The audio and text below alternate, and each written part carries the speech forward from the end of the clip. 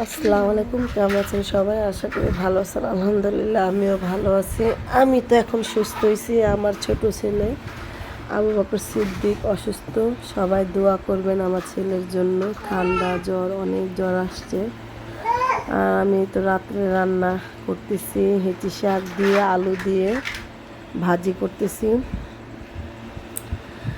আর এই তো আমার ভাজিটা হয়ে গেছে। ভাজিটা হইলে আমি আবার পাঙ্গাস মাছ ভুনা করব। পাঙ্গাস মাছ রান্না করব আলু দিয়ে, কেন আলু তো লাগবেই, কেন ছেলে তো আমার খায়। আলু ছাড়া তো তার কিছুই হয় না। আলু না দিলে আবার রাগারাগি করবে, তার জন্য আলু দেওয়া। পাঙ্গাস মাছ দিয়ে আলু দিয়ে টমেটো দিয়ে ভুনা করব। আর ভাজি হয়ে গেছে, এখন আমি মাছ ভাজবো। আমরা এখন মাছ ভাজি করব।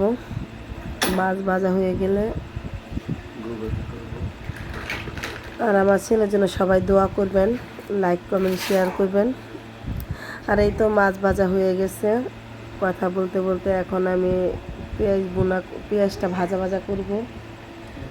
পেঁয়াজ ভাজা ভাজা করে তারপর হলুদ, মরিচ, আদা রসুন বাটা দিব আগে, লবণ দিব, দিয়ে তারপর ভাজা ভাজা করে আবার হলুদ, মরিচ, ধনের গুঁড়া দিয়ে আবার মশলাটা একটু কষাবো, ভালো করে কষাবো পানি দিয়ে।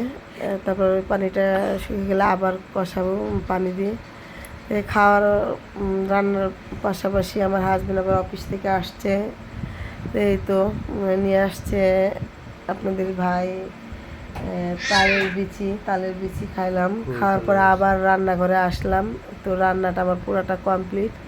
এখন আবার চাল ভাজবো, গম, তারপর চিড়া আর হলো বাদাম দিব। কে কে খেয়েছেন সেটা বলবেন। আমরা তো মাঝে মাঝে এটা খাই।